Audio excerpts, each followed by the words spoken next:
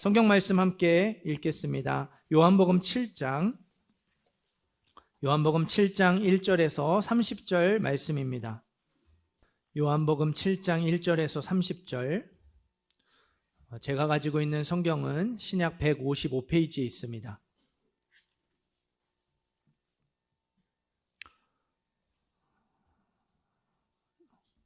요한복음 7장 1절에서 30절 말씀, 조금 길지만 저와 여러분이 한 절씩 교독하여 읽겠습니다.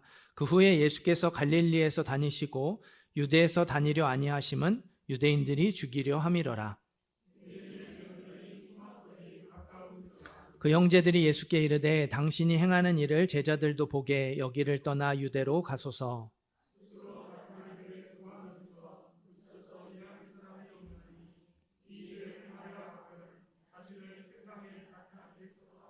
이는 그 형제들까지도 예수를 믿지 아니함이러라.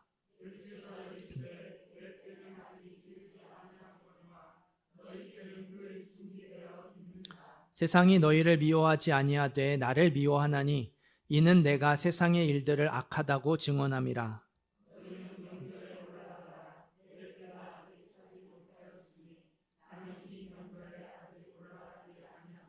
이 말씀을 하시고 갈릴리에 머물러 계시니라.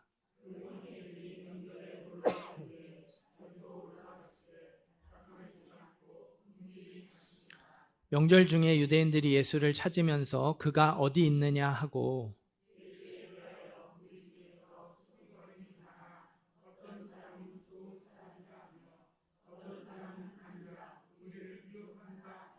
그러나 유대인들을 두려워함으로 드러나게 그에 대하여 말하는 자가 없더라.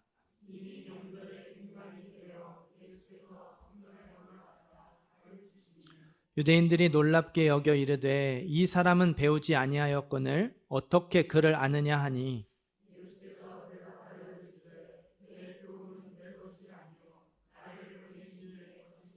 사람이 하나님의 뜻을 행하려 하면 이 교훈이 하나님께로부터 왔는지 내가 스스로 말함인지 알리라.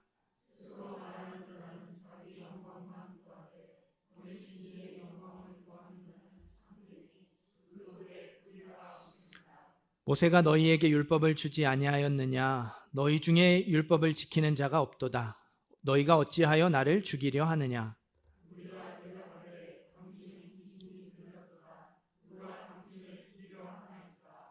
무리가 대답하되 예수께서 대답하여 이르시되 내가 한 가지 일을 행하매 너희가 다 이로 말미암아 이상히 여기는도다.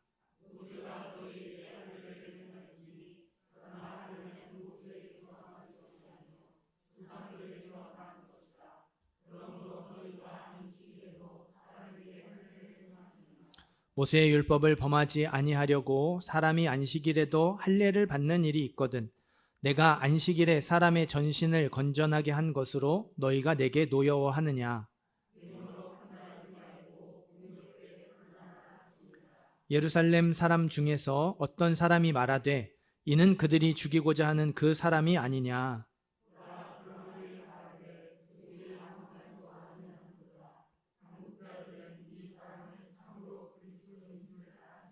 그러나 우리는 이 사람이 어디서 왔는지 아노라.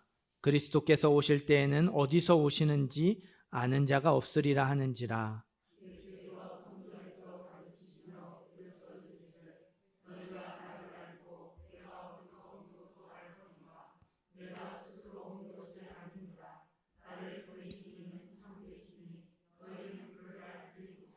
나는 아노니 이는 내가 그에게서 났고 그가 나를 보내셨음이라 하시니 손을 대는 자가 없으니 이는 그의 때가 아직 이르지 아니하였음이러라. 아멘. 봉헌 기도하고 말씀 전하겠습니다. 은혜와 사랑이 풍성하신 아버지 하나님, 한 주 동안 우리의 삶을 지키시고 보호하여 주셨다가 우리를 다시 이 예배의 자리로 불러 모아 주시니 감사드립니다. 힘든 일도 있었고 어려운 일도 있었고 뜻대로 풀리지 않은 일도 있었습니다. 그러나 하나님의 도우심으로 우리가 한 주를 살아왔음을 고백하며 또다시 하나님의 은혜를 구하며 찬양하고 예물을 드리고 예배 드리오니 우리 예배를 기뻐 받으시사 고개 숙여 기도하는 각 사람의 심령 가운데 충만함으로 임재하여 주옵소서. 크고 풍성한 은혜를 베풀어 주옵소서. 하나님에게 예물 드린 손길들이 부끄럽지 않도록 믿음의 손이 되고 거룩한 손이 되고 복된 손 되게 하여 주옵소서. 예수님의 이름으로 기도드립니다. 아멘. 우리 앞뒤 좌우 계신 분들 한 번 더 인사하겠습니다. 주님의 이름으로 사랑하고 축복합니다. 인사합니다.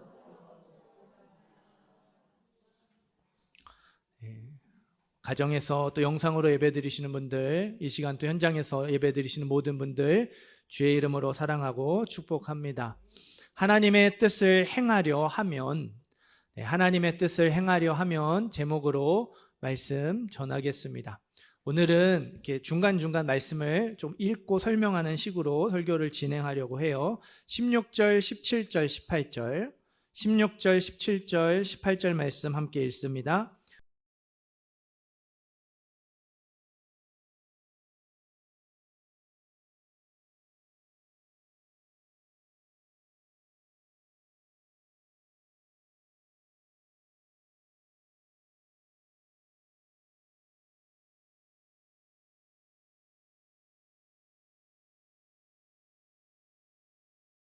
아멘. 예수님이 말씀하셨어요. 사람이 하나님의 뜻을 행하려 하면, 오늘 설교 제목이기도 하죠. 사람이 하나님의 뜻을 행하려고 실제로 해보면 그 사람이 하나님의 영광을 구하고 있는지 아니면 나의 영광을 구하고 있는지 그 사람은 알게 된다. 하나님의 영광, 말씀대로 살아보려고 실제로 해보면 하나님의 영광을 구하고 있으며 사는 것인지 나의 영광을 구하며 사는 것인지를 확인하고 점검할 수 있다는 거예요. 오늘 말씀을 통해서 저와 여러분도 하나님의 영광을 구하며 살아가고 있는지 나의 영광을 구하며 살아가고 있는지 돌아보는 시간 되기를 소원합니다.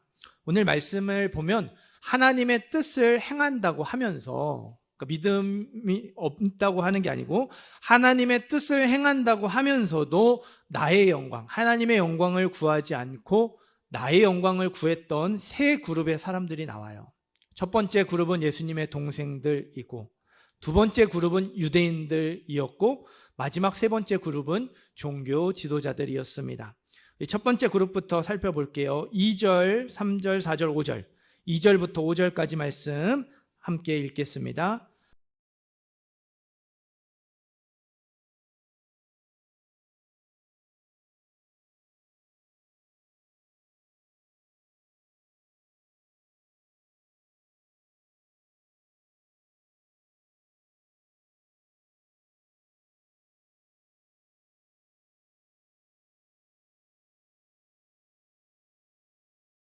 아멘.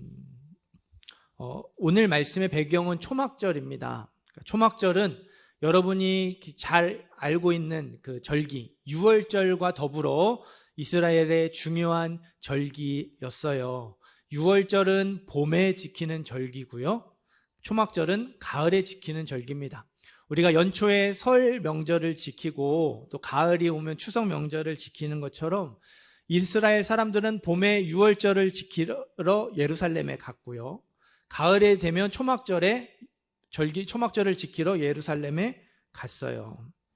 예수님의 동생들이 예수님께 초막절이 다가오니까 말하는 거예요. 스스로 나타나기를 구하면서 묻혀서 일하는 사람 없습니다.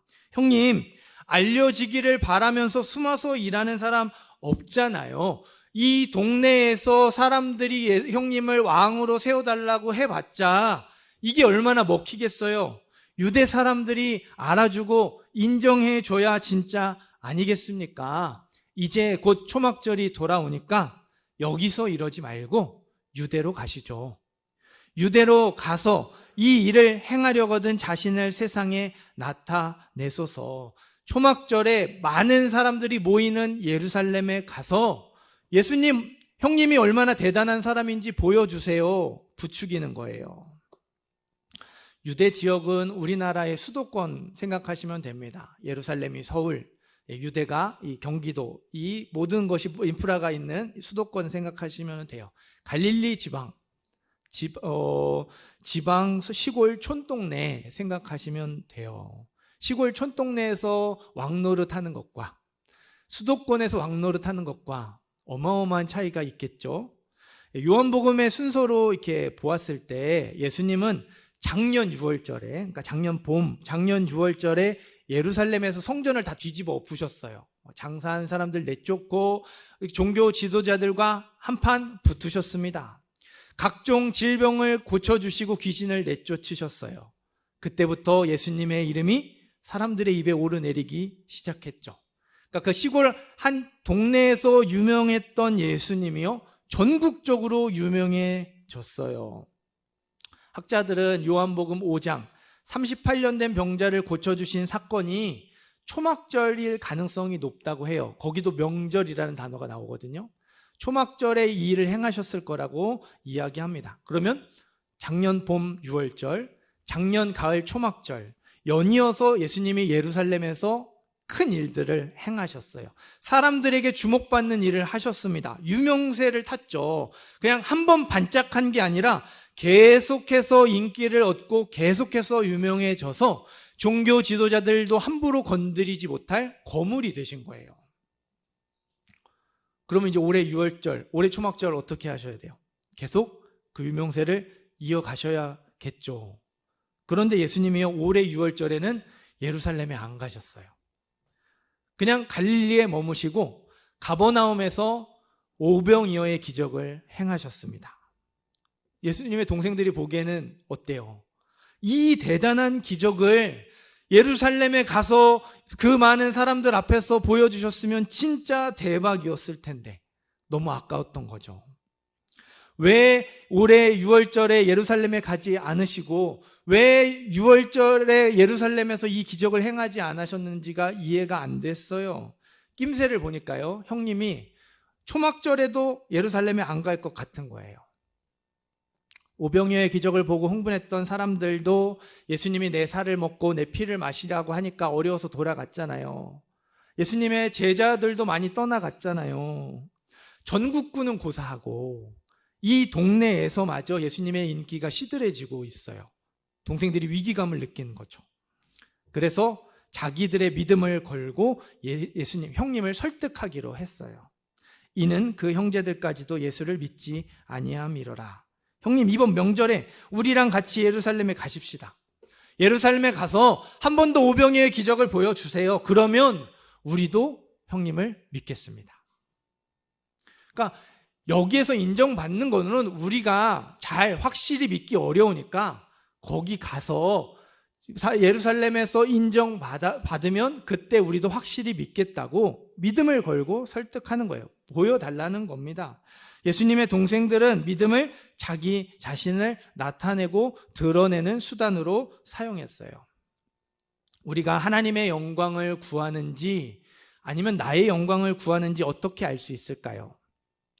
내 능력, 내 수고, 내 헌신을 아무도 알아주는 사람이 없어도 그걸로 하나님의 이름이 드러날 수 있다면 오케이. 그걸로 나는 만족하겠습니다. 만족할 수 있습니다. 고백해야 하나님의 영광을 구하는 거예요. 하나님의 이름이 높아지는 것 좋죠. 그래도 내 이름도 드러났으면 좋겠어요. 내 이름이 잊혀지는 것에 아쉬움과 미련이 남는다면 그건 나의 영광을 구하는 거예요. 내 수고와 헌신을 알아주는 사람이 아무도 없어서 그게 서운한 마음이 든다면 그건 역시 나의 영광을 구하는 것입니다. 우리 14절, 15절 말씀 읽겠습니다. 14절, 15절 읽습니다.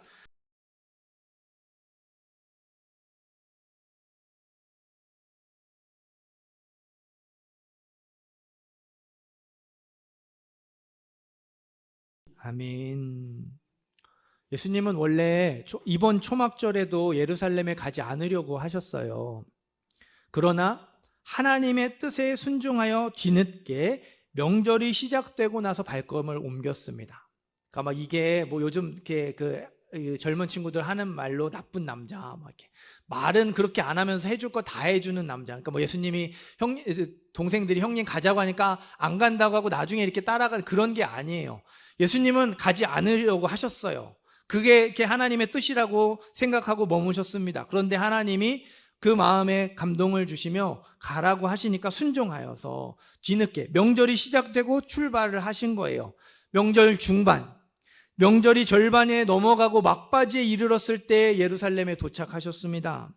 동생들이 바라던 기적을 행하지 않으시죠.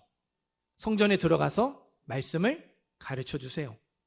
기적으로 사람들을 놀랍게 하는 것이 아니라 기적으로 사람들의 시선을 주목하고 사람들의 마음을 확 사로잡는 것이 아니라 하나하나 말씀을 가르쳐 주시며 하나님의 뜻을 깨닫게 해 주셨어요. 예수님의 가르침을 들은 유대인들이 14절 15절에 놀라워하잖아요. 이 사람은 배우지 아니하였거늘 어떻게 그를 아느냐. 예수님의 가르침에 권위가 있어서 깜짝 놀란 게 아닙니다. 당시에 말씀을 가르치려면 랍비 학교 졸업장이 있어야 했대요. 저와 같이 목회자가 되기 위해서 신학교를 공부하고 졸업해야 되는 것처럼 당시에도 그런 자격이 있었다는 거예요. 근데 예수님은 랍비 학교를 다니신 적이 없거든요. 졸업장이 없어요. 사람들이 그래서 놀란 거예요. 이 사람 랍비 학교 졸업장도 없으면서 무슨 자격으로 말씀을 가르치는 거지? 자격 없는 사람이 말씀을 가르쳐서 놀랐어요. 너무 어이가 없어서 황당해하는 것이죠. 우리 25절, 26절, 27절도 읽겠습니다. 25절, 26절, 27절 읽습니다.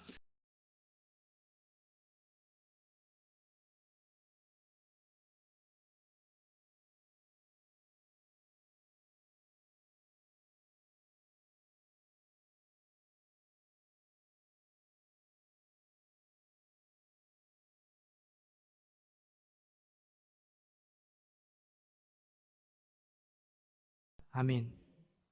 유대인들의 놀람이요 황당함에서 멈추지 않았어요. 곧 불쾌함, 못마땅함으로 바뀌었습니다.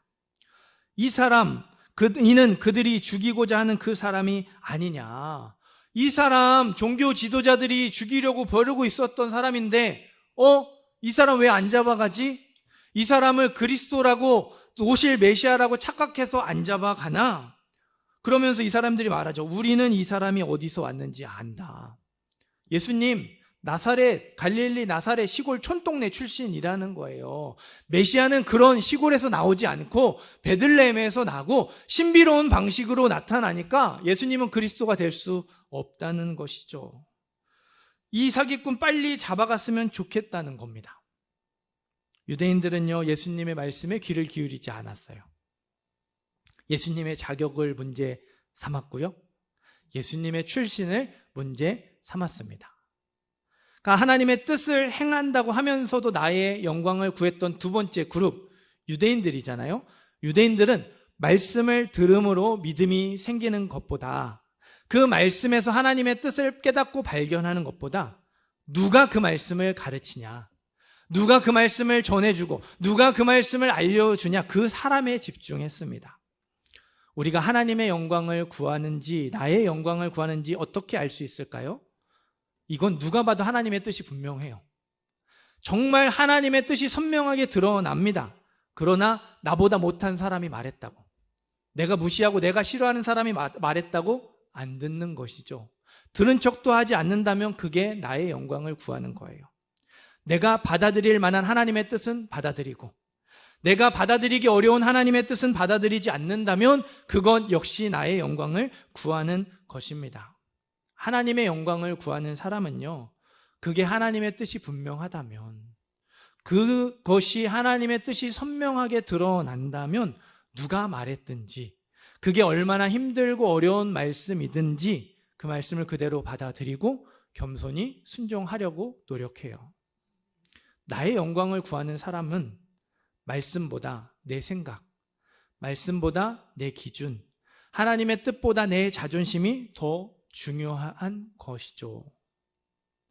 22절부터 24절, 22절부터 24절 말씀도 함께 읽겠습니다.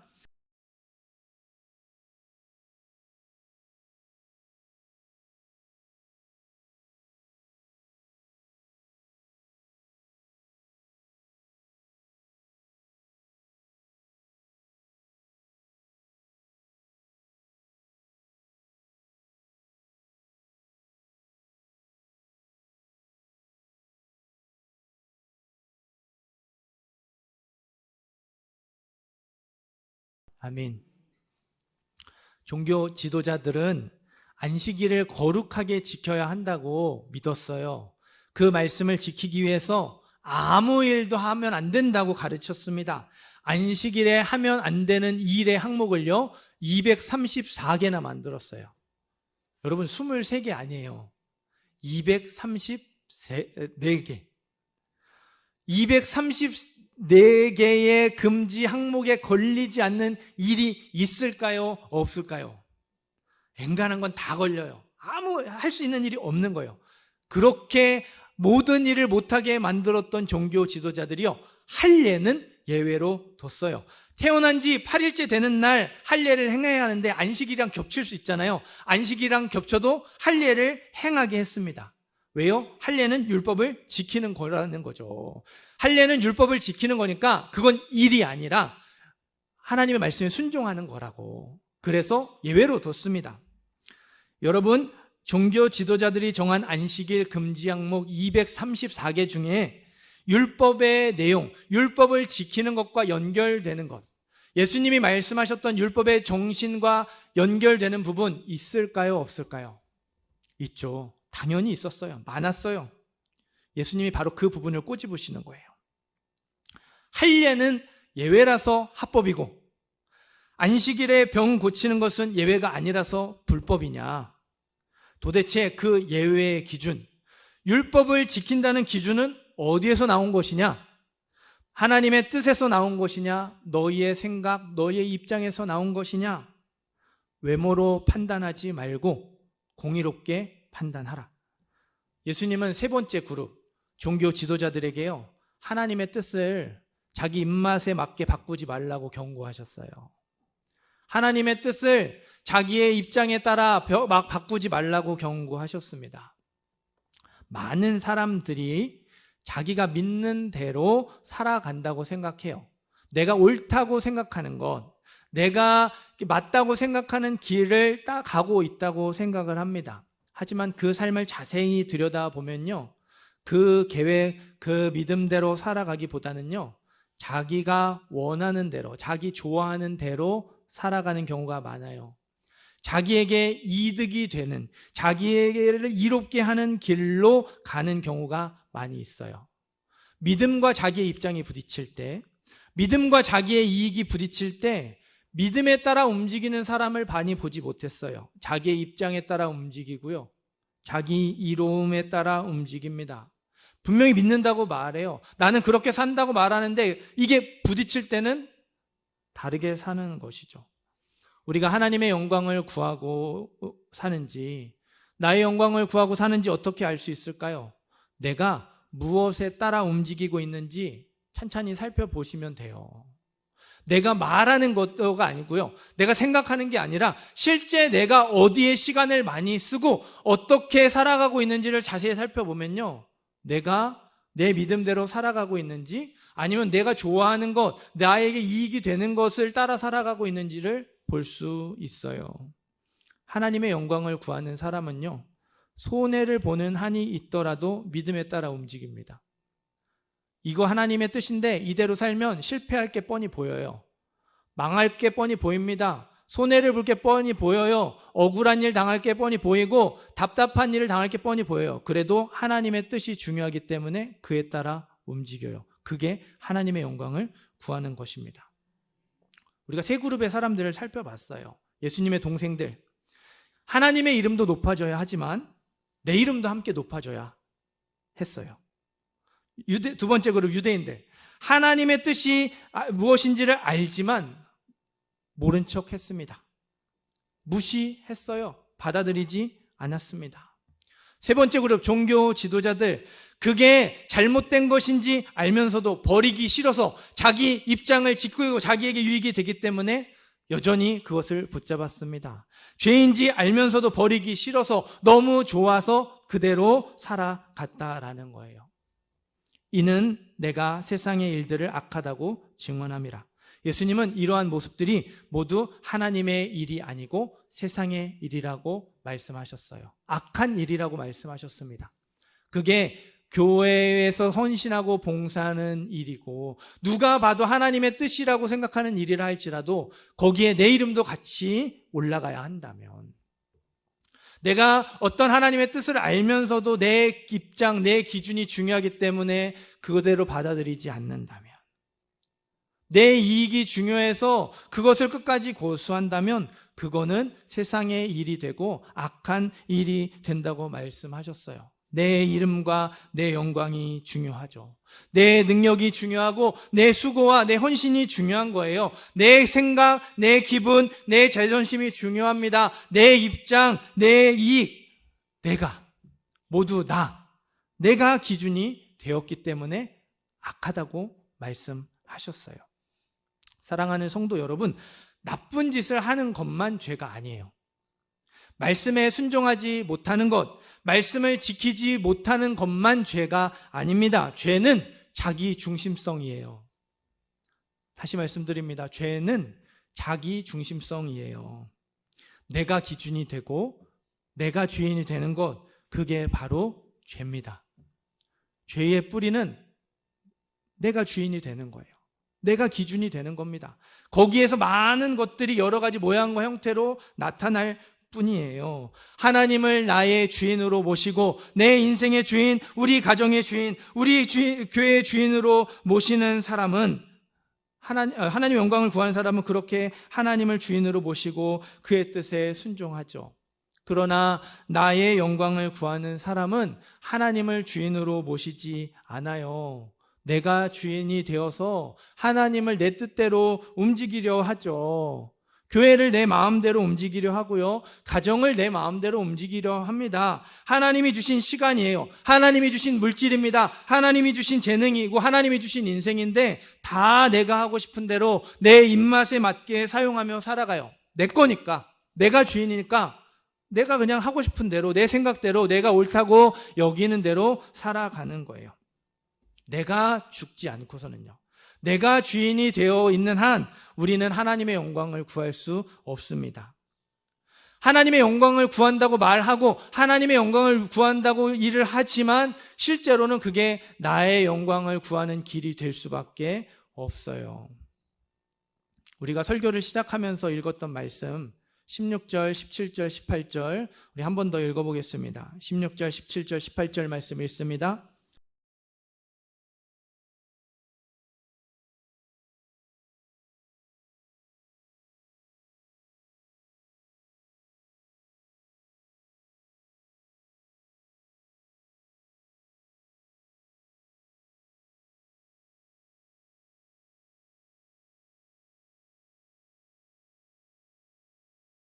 아멘.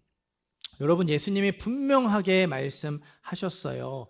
하나님의 뜻을 행하려고 하면, 말씀에 순종하려고 해보면, 세상에서 믿음으로 살기 위해 몸부림쳐 보고 하나님의 영광을, 나의 영광이 아니라 하나님의 영광을 구하려고 실제로 삶 속에서 실천해 보면 내가 하나님의 영광을 얼마나 싫어하고 나의 영광을 얼마나 좋아하는 사람인지 알게 된다. 보내신 이의 영광을 구하는 자, 하나님의 영광을 구하는 자는 참되니 그 속에 불의가 없느니라. 하나님의 영광을 구하는 자는 그 속에 불의가 없다고 말씀하셨어요. 하나님의 영광을 구하는 자는 그 안에 죄가 없다고 말씀하셨습니다. 그런데 저와 여러분은 어떻습니까? 앞에서 살펴본 세 그룹, 예수님의 동생들, 유대인, 종교 지도자들의 경우와 비슷한 모습들이 우리 안에도 있어요. 순종하려고 해보면요, 하나님의 영광을 구하려고 해보면 우리가 얼마나 불의한 사람인지를 깨닫게 되는 것이죠. 말씀에 순종하는 것보다 죄의 유혹에 순종하며 죄 짓는 것을 너무 좋아한다는 사실을 발견하게 되는 거예요. 하나님의 뜻을 행하려고 해보면, 하나님의 영광을 구하려고 해보면 내가 얼마나 나의 영광을 구하기 좋아하는 사람인지, 여전히 내가 주인이고 내가 기준이 되어서 살아가고 있다는 사실을 발견하게 되는 거예요. 겉으로는 정말 그럴듯해 보입니다. 다른 사람들이 보기에 정말 괜찮고 믿음으로 잘 사는 것처럼 보여요. 그러나 내 속에서 저를 보면 너무너무 형편없는 사람인 것이죠. 마음이 무거우십니까? 무거우셔야 돼요. 마음이 무거우셔야 해요. 진짜 은혜는 거기서부터 시작하는 거거든요. 우리 성경을 조금 뒤로 넘기셔서 로마서 5장을 찾아보겠습니다. 로마서 5장 20절, 21절 말씀입니다. 로마서 5장 20절, 21절 말씀 찾으셨으면 함께 읽겠습니다.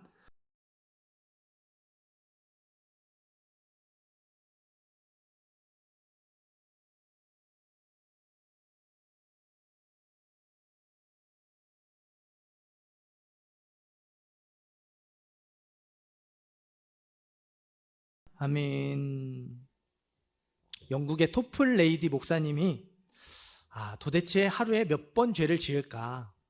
그래도 내가 목사인데 거룩하게 살려고 노력하고 애쓰는 사람인데 나는 죄를 하루에 얼마나 지을까? 그래 궁금했대요. 며칠 동안 죄가 될 만한 말, 죄가 될 만한 행동, 죄가 될 만한 생각까지 모두 기록을 했습니다. 기록하기로 했으니까 얼마나 조심했겠어요. 평소보다 더 조심하고 더 말을 아끼고 더 이렇게 자기 자신을 살펴보면서 시간을 보냈겠죠. 고작 사나흘 그렇게 기록한 것인데요. 목사님이 기록해서 결과를 보고 깜짝 놀랐어요. 너무나도 많은 죄를 지은 거예요. 죄 짓지 않으려고 조심하면서 그렇게 조심하면서 사나흘을 보내고 하나하나 적었는데 이 숫자를 평생으로 계산해 보니까 50년 동안 1억 번이 넘는 죄를 짓는다는 결과가 나온 거예요. 여러분, 이게 교회 얼마 안 다닌 분이 아니잖아요. 목회자가 1억 번이 넘는 죄를 살아가면서 지어야 된대요. 조심하지 않고 의식하지 않으면 얼마나 더 많은 죄를 짓겠어요. 그게 1억으로 끝나겠습니까? 5억이 되고 10억이 되고 어마어마하게 숫자가 늘어나겠죠. 그날 밤에 목사님이 무릎을 꿇고 하나님께 기도했대요. 하나님, 저는 도저히 이 죄의 문제를 해결할 수 없는 사람입니다. 이 범람하는 죄, 내가 끊을 수 없고 버릴 수 없는 이 죄로부터 저를 구원하실 수 있는 것은 오직 예수님의 은혜뿐입니다. 고백했대요. 우리가 1만 달란트 빚진 자의 비유 이야기 너무나 잘 알고 있어요. 우리 죄가 그렇게 크다고 이야기하잖아요. 그러면서 1만 달란트 그렇게 탕감받은 종이 100데나리온 안 갚았다고 멱살 잡고 감옥에 가두는 걸 우리는 잘 이해하지 못합니다. 그런데요, 제가 그래서 그 부분을 다시 한번 잘 살펴봤는데 왜 1만 달란트 탕감받은 사람이 100데나리온의 빚을 용서해 주지 못했는가? 그 이유를 발견했어요. 주인이 1만 달란트 빚진 종에게 말합니다. 너 갚을 것이 없구나. 이거 다 너의 능력으로 못 갚구나. 이게 너의 능력으로 갚지 못하니까 너의 몸 팔고 너의 아내 이렇게 노예 삼고 너의 재산 다 해도 안 되지만 그걸로 그렇게 대신해라. 종이 이야기합니다. 참으소서 다 갚으리이다. 뭐라고 대답해요? 참으소서 다 갚으리이다. 1만 달란트의 빚을 어떻게 하겠대요? 갚겠대요. 그 위기를 모면하기 위해서 하는 걸 수도 있어요. 그러나 저는 그게 이렇게 들렸어요. 나는 갚을 수 있어. 나는 노력하면 내가 열심히 돈 벌고 다 이렇게 저렇게 수단 방법해서 막 끌어모으면 1만 달란트 빚 갚을 수 있어. 우리 돈으로 하면 수천조 수만조예요. 이 돈을 갚을 수 있대요. 정말 어리석은 생각 아닙니까? 갚을 수 있다고 생각하니까 1만 달란트 상감받은 게 고맙지 않은 거예요. 100데나리온 용서해 주지 못하는 것이죠. 사도 바울은요, 죄가 더한 곳에 은혜가 넘친다고 고백했어요. 너가 그렇게 형편없는 사람이구나. 너는 그렇게 죄만 짓는 죄덩어리구나. 지적하고 정죄하고 그렇게 깔아뭉개기 위해서 이 말씀이 있는 것이 아니라 그렇게 형편없는 우리의 가운데 은혜가 더해진다고. 내 죄가 이렇게 많고 내 죄가 이렇게 심각하고 내 죄를 도저히 끊을 수 없으며 버릴 수 없음을 깨닫는 순간 내 죄를 위해 십자가에서 죽으신 그 사랑이 더 크게 다가온다는 거예요. 내 죄가 크지 않으면 우리는 1만 달란트 빚진 사람처럼 갚을 수 있어요. 갚을게요. 노력해서 갚아볼게요 말할 수밖에 없어요. 그러나 그 실체를 깨닫는 사람은 이게 갚을 수 없다라는 걸 알죠. 이게 내 힘으로 안 된다라는 걸 압니다. 그러니 하나님이 도와주셔야 되는 거구나. 하나님이 나를 또 용서해 주셔야 되는 거구나. 하나님이 나에게 또다시 기회를 주셔야 되는구나. 그 사랑이, 그 은혜가 더 크게 다가올 수밖에 없겠죠. 지난 주일 우리가 구원과 영생을 가장 중요한 일로 여기고 가장 급한 일로 해결해야 한다는 말씀을 들었어요. 나는 주를 섬기는 것에 후회가 없습니다. 우리 대표기도한 집사님도 그 얘기를 하셨는데, 그렇게 뜨거운 마음으로 찬양하고 뜨거운 마음으로 결단하며 기도했습니다. 하지만 한 주 그렇게 살아보시니 어떠셨나요? 여기서 뜨겁게 찬양하고 결단하고 가서 행하지 않으셨던 분들은요, 그냥 뭐 그렇구나, 또 못 살았구나 입니다. 하지만 실제로 그렇게 살아보려고 노력하고 몸부림치고 애썼던 분들, 하나님의 영광이 높아지는데 내 이름이 사라지고 아무도 알아주는 사람 없어서 소가기를 하셨던 분들, 그게 하나님의 뜻이 알지만 너무 받아들이기 힘든데 그럼에도 불구하고 어떻게든 그거를 해보려고, 순종하려고, 용서할 수 없는 사람을 용서해 보려고 몸부림치고 품을 수 없는 사람을 품으려고 노력해보고 믿음을 아무도 인정해 주지 않는데 그렇게 손해를 감당하려고 몸부림쳐 보는 사람, 어떻습니까? 그 은혜가 다릅니다. 그 은혜가 다르게 다가오는 거예요. 이 세상에만 부익부 빈익빈이 존재하지 않습니다. 이 세상은 돈 가진 사람이 더 많이 벌죠. 더 많은 것을 가집니다. 이 세상은 부익부 빈익빈의 구조로 되어 영적인 세계도 똑같아요. 영적인 세계에도 부익부 빈익빈이 존재해요. 은혜를 아는 사람은 더 큰 은혜를 갈망하죠. 은혜를 경험한 사람은 더 큰 은혜를 필요로 합니다. 하나님의 뜻대로 살아본 사람은 그게 안 된다는 걸 알기 때문에 더 겸손히 하나님 앞에 엎드리죠. 그게 너무나도 내 뜻대로 되지 않고 나라는 존재가, 나 자아가, 내가 주인이 되고 내가 기준이 되는 내 자신이 절대 죽지 않는다는 걸 알기 때문에 더 겸손히 하나님 앞에 엎드릴 수밖에 없어요. 사람들은 반복적인 실패하면 실망하고 손가락질하며 떠나갑니다. 그러나 우리 하나님은 어떻습니까? 그럴수록 우리를 더욱 긍휼히 여기시고 더욱 귀히 여기시고 더 소중히 여기십니다. 더 큰 은혜를 주세요. 떠나지 않으시고 포기하지 않으시고 더 강한 손으로 붙잡아 주십니다. 하나님이 꾸짖지 않으세요. 너 그렇게 결단해놓고 그것도 못 지켰냐? 절대로 꾸짖지 않으십니다. 그럴수록 더 긍휼히 여겨주셔요. 또다시 용서해 주시고 또다시 기회를 주십니다. 매번 결단하고 실패하고 또 결단하고 실패를 반복하는 게 저와 여러분의 인생이에요. 그 실패 속에서 하나님의 은혜를 경험하셔야 합니다. 나를 구원하시고 지금까지 포기하지 않으시는 하나님의 사랑과 은혜를 깨달으셔야 해요. 그래야 또다시 일어날 수 있고 나의 영광을 구하지 않으며 하나님의 영광을 구할 수 있습니다. 그렇게 해보셔야 해요. 그렇구나의 자리에서 머물지 마시고 이 문을 열고 돌아가셔서 또다시 실패하고 넘어지고 그 결단을 지키지 못할 게 뻔하지만 도전해보세요. 노력해보세요. 몸부림치시기를 바랍니다. 우리의 신앙 생활은요, 일주일에 한 번 이렇게 이 자리에 모여서 예배드리면서 그렇구나로 끝나는 게 아니에요. 실제로 그렇게 살아보려고 노력하고 애쓰는 가운데 내가 얼마나 죄인이며 내가 얼마나 하나님의 은혜가 필요한 사람인지를 깨닫는 과정, 인생의 여정입니다. 그래야 내가 주인 담았던 자리들을 하나님께 돌려드릴 수 있어요. 하나님을 주인으로 모시고 하나님 뜻에 순종할 수 있습니다. 또다시 실패하더라도 하나님은 실망하지 않으세요. 또다시 넘어지더라도 하나님은 포기하지 않으십니다.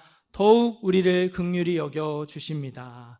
이 과정을 반복하는 가운데 우리가 더 겸손히 하나님을 의지하게 되기를 소원합니다. 내가 한 번도 성공하지 못했던 그 삶의 자리에서 순종하는 것을 경험하게 되기를 소원합니다. 우리의 힘이 아닌 오직 하나님의 은혜로 이 모든 삶을 감당해 가는 이번 한 주 또 실패를 반복하며 거기서 나를 용서하시고 품으시는 하나님의 사랑을 경험하는 우리 모든 성도님들 되시기를 주님의 이름으로 축원합니다.